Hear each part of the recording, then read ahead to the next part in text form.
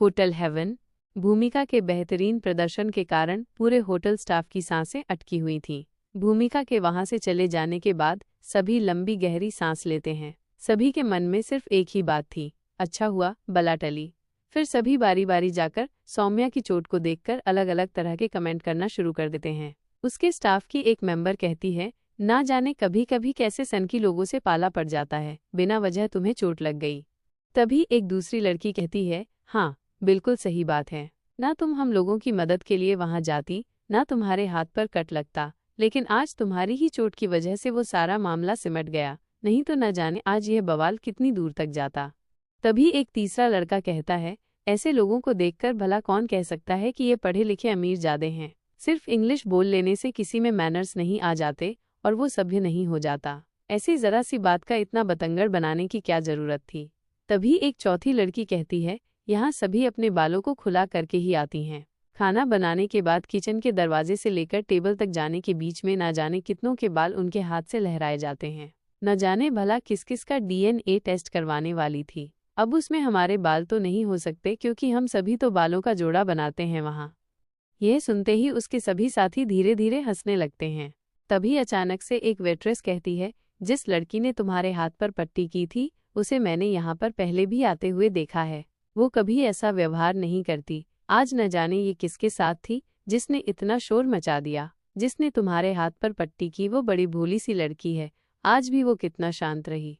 तभी एक दूसरी साथी कहती है, हाँ, उसे पहले से ही पता होगा कि उसके शांत करवाने से भी वो शांत नहीं होगी, इसीलिए चुपचाप अपनी जगह पर ही बैठी हुई थी। ना जाने वो खुद भी कितना अजीब फील कर रही होगी। फिर आगे कहती है, खैर जो भी हुआ, thank you so much Saumya, तुम्हारी वजह से आज हम सब बड़ी मुसीबत से बच गए। तभी बाकी सब भी सौम्या से यही कहते हैं, we are really sorry Saumya, हमारी वजह से तुम्हें तकलीफ उठानी पड़ी। सौम्या हंसकर कहती है, तुम लोग बिना वजह ही परेशान हो रहे हो, अब देखो इसी चोट की वजह से मुझे 2 दिन का ऑफ मिला है। सौम्या की बात पर सभी मुस्कुराने लगते हैं। तभी एक दूसरी लड़की सौम्या से कहती है, वैसे ये कस्टमर चाहे कितनी भी सनकी थी, लेकिन उसने बात एकदम सही कही कि तुम बेहद खूबसूरत हो, तुम्हें ज़रूर मॉडलिंग में ट्राई करना चाहिए। अपनी खूबसूरती की तारीफ पर सौम्या अपनी आंखें नीचे करके धीरे धीरे मुस्कुराने लगती है। उसका चेहरा बिल्कुल सेब की तरह दिखाई देने लगता है। इसके बाद स्टाफ के सभी लोग एक बार फिर से अपने अपने काम पर लग जाते हैं। मारवा हाउस। प्रीति को मारवा हाउस छोड़ने के बाद भूमिका हेडक्वार्टर के लिए निकल जाती है। प्रीति अपने पेशेंट से मिलने के लिए सीक्रेट अंडरग्राउंड में पहुंच जाती है। धीरे धीरे विशु की सेहत में सुधार होना शुरू हो गया था। अभी भी उसकी स्थिति बहुत अच्छी नहीं थी, लेकिन उसके शरीर की कमजोरी धीरे धीरे कम हो रही थी।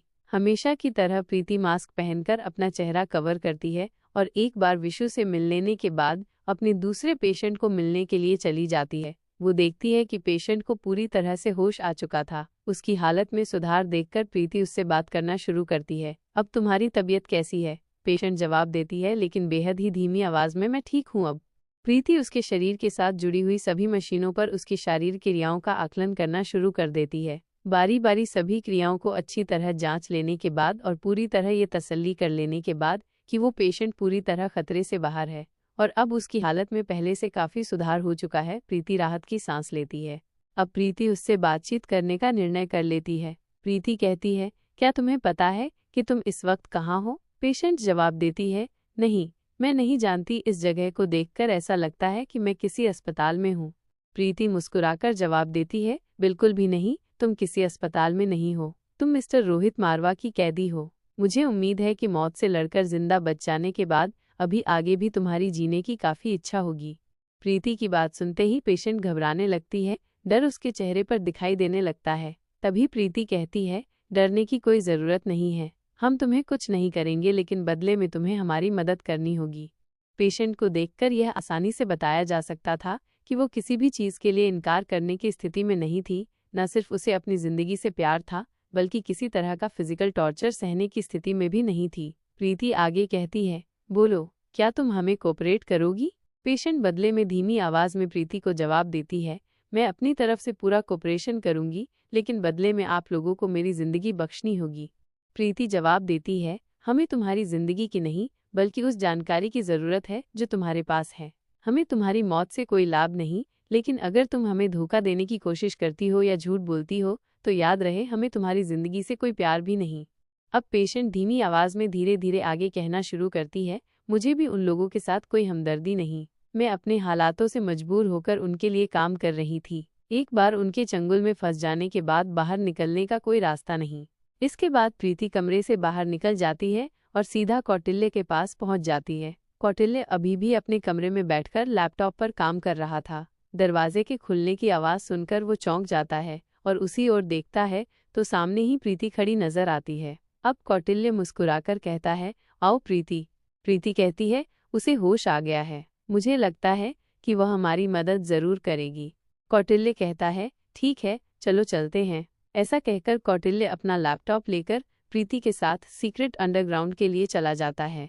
कुछ ही देर में वो दोनों पेशेंट के पास पहुंच जाते हैं। कौटिल्य कुछ पलों के लिए पेशेंट को देखता रहता है। वो बातचीत शुरू करने से पहले उसकी शारीरिक और मानसिक स्थिति को जांच लेना चाहता था। अब कौटिल्य पूछता है, तुम उन लोगों को कब से जानती हो और कब से उनके लिए काम कर रही हो? तुम उनके बारे में हमें क्या क्या बता सकती हो? पेशेंट सहमी सी आवाज में जवाब देना शुरू करती है, मैं उन लोगों के बारे में अधिक कुछ नहीं जानती। पिछले कुछ सालों से मैं उनके लिए कॉन्ट्रैक्ट पर छोटे मोटे काम कर रही हूँ। कौटिल्य आगे पूछता है, तुम रहती कहाँ थी? वो तुम्हें कॉन्टैक्ट कैसे करते थे? पेशेंट जवाब देती है, मैं नहीं जानती कि वो जगह कहाँ पर है। हाँ, ये सच है कि ये पता लगाना मेरे लिए कोई बड़ी बात नहीं थी, लेकिन ऐसा करने की सज़ा मौत थी। मैं सिर्फ इतना बता सकती हूँ कि मैं उन्हीं लोगों के साथ उन्हीं लोगों की खुफिया जगह पर रहती थी। क्योंकि मैं इस दुनिया में एकदम अकेली हूँ, इसीलिए मेरा पता लगाने की कोशिश करने वाला भी कोई नहीं था। इसीलिए मैंने भी कभी वहाँ से निकलने की कोशिश नहीं की। मुझे मेरे काम की अच्छी कीमत मिलती थी और इसके बदले में मुझे उनके साथ वफादार होने के अलावा 10 सालों तक रहना था। मेरे लिए ये सौदा एक अच्छा सौदा था। इसी तरह कौटिल्य और भी बहुत सारे सवाल पूछता है और वो एक एक करके सभी का जवाब देती चली जाती है। अब कौटिल्य पूछता है, लच्छो के बारे में तुम क्या जानती हो? वो कैसी दिखती है?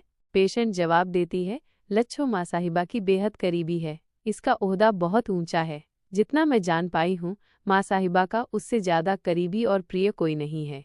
शायद माँ साहिबा का बेटा भी उनसे वो प्यार हासिल नहीं कर पाया जो लच्छो को मिला है। माँ साहिबा के लिए काम करने वाले लोगों में लच्छो एक अकेली ऐसी है जो जब चाहे तब, जहाँ चाहे वहाँ जा सकती है। वो कभी भी माँ साहिबा के खुफिया इलाके में उनसे मिलने आ सकती है और इसके लिए उसे इजाज़त लेने की भी ज़रूरत नहीं है, लेकिन फिर भी वो कभी भी नियम नहीं तोड़ती। इस तरह से खुले रूप से आने जाने की इजाज़त खुद माँ साहिबा के बेटे को भी नहीं है। इतना ही नहीं, माँ साहिबा लच्छो पर खुद से भी ज़्यादा भरोसा करती है। अगर माँ साहिबा का बेटा नहीं होता तो निश्चित ही माँ साहिबा के बाद इस साम्राज्य की अगली हकदार वही होती। एक पल रुककर दोबारा अपनी धीमी आवाज़ में कहना शुरू करती है, मैंने उसे कभी नहीं देखा। जब भी देखा है उसका चेहरा ढका रहता है, लेकिन उसके शरीर की बनावट और आत्मविश्वास को देखकर ऐसा लगता है कि जितनी वो काबिल है उससे कहीं ज़्यादा खूबसूरत होगी। उसकी आंखें ऐसी हैं जिन्हें एक बार देख लेने के बाद दोबारा भूल पाना संभव नहीं है। पूरा चेहरा ढका होने के बाद भी उसे उसकी आंखों से पहचाना जा सकता है। बिल्कुल मछली के आकार की आंखें हैं। कौटिल्य पूछता है, कोई तो ऐसा होगा जो लच्छो का पता जानता होगा या लच्छो को देखा होगा? पेशेंट जवाब देती है, हाँ, कुछ लोग ऐसे हैं जो उससे संपर्क साध सकते हैं, लेकिन मुझे नहीं लगता कि उन्होंने भी कभी लच्छो का चेहरा देखा होगा। हाँ, मैं एक बात पूरे विश्वास से कह सकती हूँ कि माँ साहिबा के अलावा उनकी बेटी ने ज़रूर लच्छो का चेहरा देखा होगा। मैं ये भी नहीं जानती कि माँ साहिबा के अलावा लच्छो से संपर्क कौन कौन साध सकता है। कौटिल्य कहता है, क्या तुम लच्छो का स्केच बनाने में हमारी मदद कर सकती हो? उसकी कद काठी कैसी है? वो पीछे से कैसी दिखाई देती है? उसके बाल, उसका चेहरा, ढका हुआ चेहरा, क्या ये सब बनाने में मदद कर सकती हो? पेशेंट जवाब देती है, मुझे उन लोगों से या उन लोगों के मिशन से कोई लेना देना नहीं। मुझे उनकी बातें फिल्मी लगती हैं। मुझे पैसों की बहुत ज़रूरत थी, इसीलिए ये सोचने का मौका ही नहीं मिला कि मैं किस दलदल में फंसने जा रही हूँ। मौत के ही बहाने से कम मैं वहाँ से बाहर निकल आई हूँ। मुझे इसी बात की तसल्ली है। फिर कुछ पल रुककर धीरे धीरे सांस लेती हुई दोबारा बोलना शुरू करती है, अगर मेरी ज़िंदगी के बदले में मुझे तुम लोगों की मदद करनी पड़े तो मुझे कोई ऐतराज़ नहीं। यदि तुम लोग मुझे कुछ वक्त दो तो वह स्केच मैं तुम्हें खुद तैयार करके दे सकती हूँ। यह सुनते ही प्रीति झट से बोल उठती है, क्या तुम यह कर पाओगी? वो जवाब देती है, हाँ, मैं बेहतर तरीके से कर पाऊंगी। मैं एक अच्छी स्केच आर्टिस्ट भी हूँ, बस तुम्हें मेरी बैठने में मदद करनी होगी।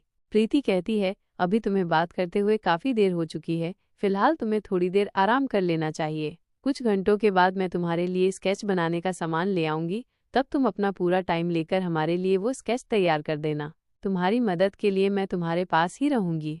प्रीति के कहे अनुसार अब तक पेशेंट पूरी तरह से थक चुकी थी। उसके लिए अब एक और शब्द बोलना बेहद मुश्किल हो चुका था। वो केवल अपनी पलकें झपकाकर, हल्की सी गर्दन हिलाकर प्रीति की बात पर हामी भर देती है। इसके बाद कौटिल्य और प्रीति वहां से बाहर जाने लगते हैं। तभी प्रीति के दिमाग में अचानक से एक बात आती है और वो पलटकर पेशेंट के पास आती है और उससे पूछती है, क्या तुम किसी सौम्या नाम की लड़की को जानती हो जो तुम्हारी माँ साहिबा के लिए काम करती है? अब पेशेंट काफी हिम्मत करके अपने मुंह से आवाज निकालती है, मैं सौम्या नाम की लड़की को तो नहीं जानती, लेकिन मैं ये जरूर जानती हूँ कि सौम्या नाम की कोई साइंटिस्ट है जो माँ साहिबा की पुरानी दोस्त है। इस हिसाब से वो एक लड़की नहीं हो सकती। बाकी मैं पूरे विश्वास के साथ इस बारे में कुछ भी इसलिए नहीं कह सकती क्योंकि मैंने उसे कभी देखा नहीं है। प्रीति बदले में कहती है, ठीक है, अब तुम आराम करो। इसके बाद वो कौटिल्य के साथ सीक्रेट अंडरग्राउंड से बाहर चली जाती है। अगली सुबह मारवा हाउस, भूमिका का कमरा। प्रीति सुबह सुबह भूमिका के दरवाजे पर पहुंच जाती है और दरवाजा खटखटाने लगती है। भूमिका नींद पूरी कर चुकी थी, लेकिन अभी भी वो अपने बिस्तर पर ही लेटी हुई थी। भूमिका अभी नाइट ड्रेस में ही थी। दरवाजा खटखटाने की आवाज सुनकर वो धीरे धीरे दरवाजा खोलने के लिए उठती है, लेकिन प्रीति को इतना भी सब्र नहीं था। वो दरवाजा और भी जोर जोर से खटखटाने लगती है। भूमिका दरवाजा खटखटाने की आवाज से इरिटेट होकर अंदर से ही कहती है, मैं दरवाजा नहीं खोल रही हूँ, तोड़कर अंदर आ जाओ। अगर तुम्हें लगता है कि इतनी जोर जोर से खटखटाने से दरवाजा खुल जाएगा तो ऐसा ही करो। उसके बाद जाकर दोबारा से अपने बिस्तर पर बैठ जाती है। अब प्रीति फिर से दरवाजा खटखटाती है। अब भूमिका को याद आता है कि दरवाजा अंदर से लॉक है, इसलिए उसकी आवाज बाहर नहीं जाएगी।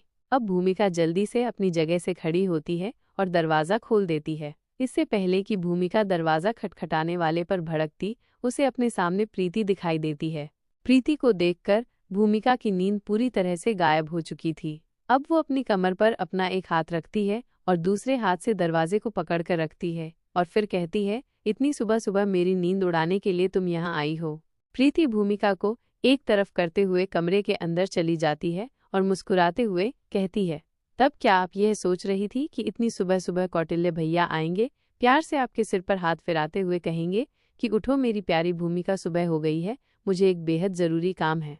भूमिका झट से प्रीति के सर पर अपना हाथ मारते हुए कहती है, तुम हो इसलिए बच गई, अगर वह होता तो इस तरह मेरी नींद खराब करने की उसे कीमत चुकानी पड़ती। अभी भूमिका बैठ भी नहीं पाई थी कि इतने में दोबारा से दरवाजा खटखटाने की आवाज आती है। अब भूमिका दरवाजे की तरफ देखते हुए सोचती है, इतनी सुबह सुबह अब कौन हो सकता है। इतने में प्रीति कहती है, इतना हैरान होकर देखने की जरूरत नहीं है, जाइए और अपनी नींद खराब करने की कीमत वसूल लीजिए। आ गए आपकी नाराजगी को दूर करने की कीमत चुकाने वाले। भूमिका फिर से आश्चर्य से प्रीति की तरफ देखती है और दरवाजे की तरफ आगे बढ़ जाती है। जब वो दरवाजा खोलती है तो दरवाजे पर कौटिल्य था। कौटिल्य भूमिका से पूछता है, क्या प्रीति यहाँ आ चुकी है? भूमिका कहती है, मेरे कमरे के दरवाजे पर प्रीति का पता पूछ रहे हो? इससे पहले कि उनकी मीठी नोक-झोंक बढ़ती, प्रीति अंदर से आवाज देती है, हाँ भैया, आप अंदर आ जाइए, मैं यही हूँ। अब भूमिका के पास अंदर जाने के अलावा कोई चारा नहीं था। वो रास्ते से हटकर अंदर की तरफ चल पड़ती है। कौटिल्य भी कमरे के अंदर आ जाता है और दरवाजे को बंद कर देता है। भूमिका सोफे पर जाकर बैठ जाती है। वहीं प्रीति भूमिका के बिस्तर पर बैठी हुई थी। कौटिल्य भी भूमिका के पास सोफे पर बैठ जाता है। अब भूमिका कहती है, हाँ तो बताइए, तुम दोनों ने क्या कारस्तानी की है जो इतनी सुबह सुबह मेरी नींद खराब करने चले आए हो? नींद खराब की तो कोई बात नहीं, कम से कम फ्रेश होने का मौका तो देना चाहिए। क्या तुम दोनों बताकर नहीं आ सकते थे? अब प्रीति झट से कहती है, किसने कहा नींद खुलने के बाद भी आलसियों की तरह बिस्तर पर पड़े रहो? इससे पहले कि भूमिका सोफे से पूरी तरह खड़ी हो पाती, प्रीति बिस्तर से खड़े होने की पोजीशन बना लेती है। फिर भूमिका की तरफ हाथ करते हुए कहती है, अब मैं कुछ नहीं बोलूंगी, आप जहाँ खड़ी हैं वहीं बैठ जाइए। भूमिका प्रीति की तरफ देखकर हंसती है और अपनी जगह पर वापस बैठ जाती है। बैठने के बाद कहती है, जब इतना डर लगता है तो थोड़ा कम क्यों नहीं बोलती? प्रीति इतनी पर भी चुप नहीं रहती, फिर से बोल पड़ती है, जिनके साथ रहूंगी उनका असर तो आएगा ही ना। इससे पहले भूमिका और प्रीति की मस्ती आगे बढ़ती, उससे पहले ही कौटिल्य कहता है, अभी तुम दोनों रुक जाओ और हम जिस लिए यहाँ आए हैं पहले उस बारे में बात कर लेते हैं। मुझे लगता है कि हमारे पास काम ज्यादा है और वक्त कम है। अब भूमिका अपने बालों को ठीक करती है और शांति से बैठ जाती है। तभी प्रीति अपने साथ लाई हुई फाइल को उठाकर कौटिल्य और भूमिका के पास पहुंच जाती है। उनके सामने रखी हुई टेबल पर फाइल रखती है और खुद घुटनों के बल वहीं बैठ जाती है। फिर फाइल को खोलती है और उसमें बने हुए स्केच दिखाती है। स्केच देखते ही कौटिल्य और भूमिका दोनों की निगाहें उसी पर गड़ जाती हैं। प्रीति उन दोनों के चेहरे को देखती है। जब वो दोनों कुछ देर तक लगातार इसी तरह देखते रहते हैं लेकिन एक शब्द नहीं बोलते, तब प्रीति कहती है, ऐसा लग रहा है ना जैसे इसे कहीं देखा है और आप इसे जानते हैं कि ये कौन है। अब वह दोनों प्रीति की तरफ देखते हैं। प्रीति कहती है, मुझे ऐसा लग रहा है जैसे मैंने इसे कहीं तो देखा है, और ज्यादा नहीं, सिर्फ एक झलक देखा है, पर देखा है लेकिन कहाँ ये मुझे याद नहीं आ रहा। जब से मैंने यह स्केच देखा है तब से मेरे दिमाग में लगातार यही सोचने में लगा हुआ है। इसके चक्कर में मुझे पूरी रात ठीक से नींद भी नहीं आई है। कौटिल्य कहता है, हाँ, मुझे भी बिल्कुल ऐसा ही लग रहा है कि जैसे मैंने इसे देखा है, पर कहाँ।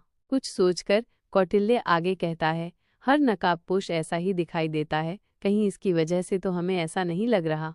तभी भूमिका अपने मुंह से किचकिच की आवाज करते हुए कहती है, नहीं नहीं, ये आंखें मेरे लिए बहुत ज्यादा जानी पहचानी हैं, जैसे मैं इन आंखों को ढूंढ रही थी और अब ये मुझे मिल गई हैं। लेकिन अब मुझे ये याद नहीं आ रहा कि ये आंखें किसकी थी और मैं इन्हें क्यों ढूंढ रही थी। भूमिका आंखें बंद करके अपने माथे पर उंगली रखकर सोचने की कोशिश करती है, लेकिन बहुत जोर डालने के बाद भी उसे याद नहीं आता। भूमिका की बंद आंखों के आगे अलग अलग तरह की तस्वीर खींचने लगती हैं, लेकिन वो दिमाग में उभरी तस्वीरों को जोड़ नहीं पाती और उस चेहरे तक पहुंच नहीं पाती जिसकी ये आंखें थीं। भूमिका की तरह कौटिल्य भी अपने दिमाग पर बहुत जोर डालता है और याद करने की कोशिश करता है कि ये पिक्चर में जो स्केच है इससे मिलती जुलती छवि उसने कब और कहाँ देखी है, लेकिन प्रीति कोई कोशिश नहीं करती, सिर्फ उन दोनों के चेहरे। कुछ देर बाद भूमिका कहती है, ये हाइट, ये फिगर, इस मैचिंग को मैंने एक से ज्यादा बार देखा है, लेकिन कहाँ देखा है याद ही नहीं आ रहा। फिर भूमिका खुद से ही कहती है, कम ऑन भूमिका, सोचो कहाँ देखा है। एक पुलिस ऑफिसर का दिमाग चीजों को ऐसे नहीं भूल सकता। अब भूमिका अपनी जगह से खड़ी हो जाती है और अपना एक हाथ कमर पर, दूसरा हाथ सिर पर रख लेती है और कमरे में इधर उधर टहलने लगती है। कुछ चक्कर काटने के बाद वो रुक जाती है और कहती है, इस स्केच के हर हिस्से को देखने पर मुझे ऐसा लग रहा है जैसे ये चेहरा मैंने कहीं और देखा है, ये फिगर मैंने कहीं और देखा है, ये हाइट और कॉन्फिडेंस कहीं और देखा है। एक ही स्केच को देखकर ऐसा लग रहा है जैसे कि कई इंसानों के स्केच को मिलाकर एक स्केच बनाया गया हो। भूमिका की बात सुनकर कौटिल्य भी उसके चेहरे को ध्यान से देखने लगता है। अब भूमिका आगे कहती है, तुम्हें पूरा यकीन है कि तुम्हारी उस पेशेंट ने हमारे साथ किसी तरह की चाल नहीं खेली है? कौटिल्य कहता है, नहीं, वो ऐसा नहीं कर सकती। वो पहले ही काफी डरी हुई है, वो जानबूझकर हमें भटकाने की कोशिश नहीं करेगी। Secret research lab. अनिका को काम करते हुए करीब 24 घंटे बीत चुके थे। ओमकार और प्रीति की सगाई में सिर्फ आज का बचा हुआ दिन और रात बाकी थी, यानी कि कल सगाई का दिन था। रोहित ने अनिका को हिदायत दी थी कि आज सुबह तक वो अपना काम खत्म कर ले ताकि आराम कर सके, लेकिन ये करीब दोपहर का वक्त था जब अनिका अपने काम में मशगूल थी। ठीक इसी वक्त एनी अनिका के पास आती है और कहती है, मैडम, क्या आपको लगता है कि ये काम कुछ और घंटे में पूरा हो जाएगा?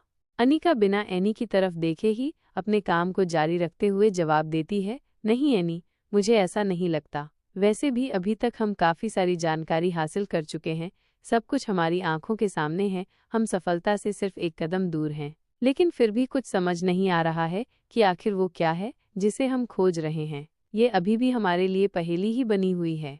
अगर ये पहेली सुलझ जाए तो हमारा काम कुछ घंटे का भी नहीं है, लेकिन ये पहेली सुलझने का नाम ही नहीं ले रही। हमारे पास सभी रिजल्ट मौजूद हैं, लेकिन फिर भी कुछ अधूरा सा लग रहा है, जबकि हम अपना पूरा काम कर चुके हैं। अब एनी आगे कहती है, मैडम, जब इस काम में काफ़ी वक्त लग सकता है तो क्या आप इसे यही नहीं छोड़ सकती? आपके घर में सगाई है, सगाई खत्म होने के बाद हम इस काम को दोबारा शुरू कर सकते हैं। अनिका मुस्कुराकर एनी की तरफ देखती है और कहती है, तुम ठीक कह रही हो एनी, लेकिन मेरी थकावट इतनी भी ज़्यादा नहीं कि रात भर में उतर न सके। मैं रात होते ही डिनर के वक्त तक वापस लौट जाऊंगी।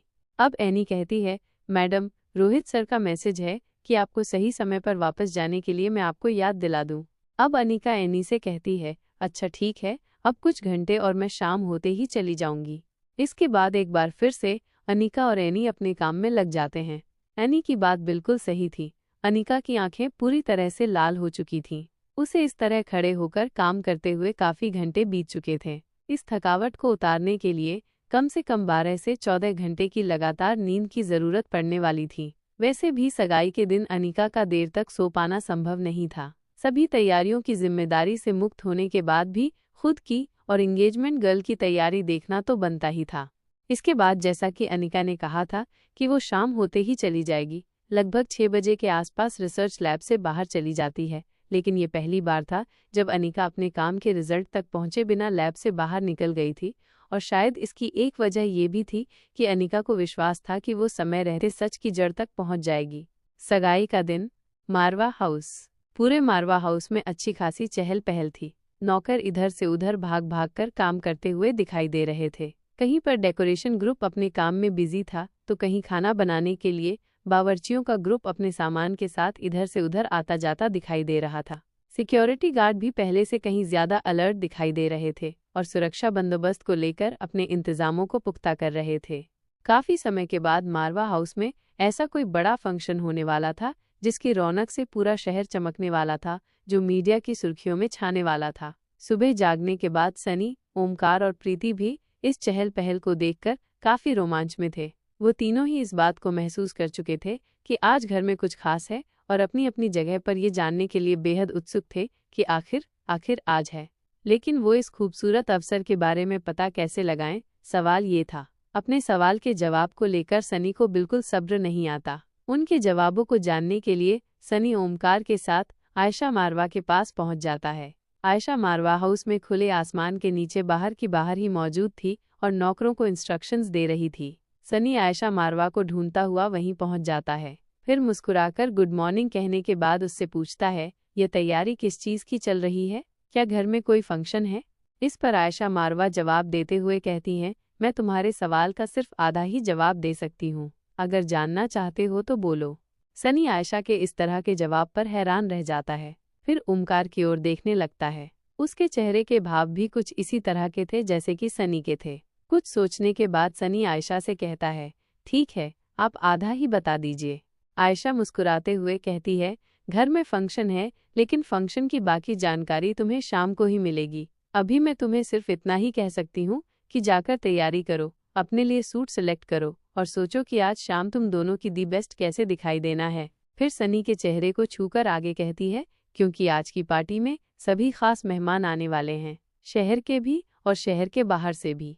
बिजनेसमैन हो या पॉलिटिशियन या फिर अन्य महत्वपूर्ण लोग, आज तुम्हें सभी मारवा हाउस में दिखाई देंगे। अब क्योंकि तुम दोनों शादी के लायक हो चुके हो, शहर के मोस्ट वांटेड बैचलर हो, इसलिए सभी की निगाहें तुम दोनों पर ही होंगी। इसलिए सबसे अच्छा दिखना तुम्हारी मोरल रिस्पॉन्सिबिलिटी है।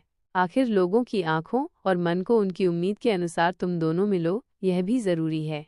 आयशा की ये बात सुनकर उन दोनों के चेहरों पर असमंजसता आ जाती है। आयशा आगे कहती है, और इससे भी जरूरी बात, तुम दोनों की होने वाली पार्टनर बेहद खूबसूरत दिखे और उनके सामने तुम फीके लगो तो क्या अच्छा लगेगा। आयशा की ये बात सुनकर ओमकार और सनी दोनों के चेहरे लाल हो जाते हैं। अब सनी के आगे कुछ भी पूछने की हिम्मत नहीं पड़ती और वो कहता है, जी। इतना कहकर वो दोनों वहां से उल्टे पांव लौट जाते हैं। ओमकार और सनी अपने धीमे धीमे कदमों से चलते हुए, अपने दिमाग के घोड़ों को दौड़ाते हुए मारवा हाउस के एक लॉन की ओर चले जाते हैं। अब ओमकार कहता है, मेरा किसी भी तरह की तैयारी करने का कोई मन नहीं है। सनी ओमकार के कंधे पर हाथ रखते हुए कहता है, मैं समझ सकता हूँ तुम्हारा मूड क्यों खराब है, लेकिन फिर भी तैयारी तो करनी ही पड़ेगी। प्रीति तुमसे मिलने या बात करने के लिए तैयार नहीं है, लेकिन आज फंक्शन में मौजूद रहना उसकी मजबूरी होगी और वो तुमसे छुप नहीं पाएगी। जब वो तुम्हारी आंखों के सामने होगी तो तुम्हें उससे बात करने का मौका जरूर मिल जाएगा। इसके अलावा जब वो ओमकार की ड्रेसिंग पर्सनालिटी देखेगी तो जरूर पिघल जाएगी और अपना गुस्सा भूल जाएगी। वैसे भी फंक्शन में एक से एक परिवार की अच्छी से अच्छी लड़कियां मौजूद होंगी। जब वो तुम्हें घूरेंगी तो प्रीति को जरूर जेलस फील होगी और फिर वो तुम्हारे पास आ जाएगी। ओमकार सनी की बात पर मुस्कुरा देता है और कहता है, तुम्हारा प्लान तो अच्छा है, लेकिन काश कि तुम जैसा कह रहे हो वैसा ही हो।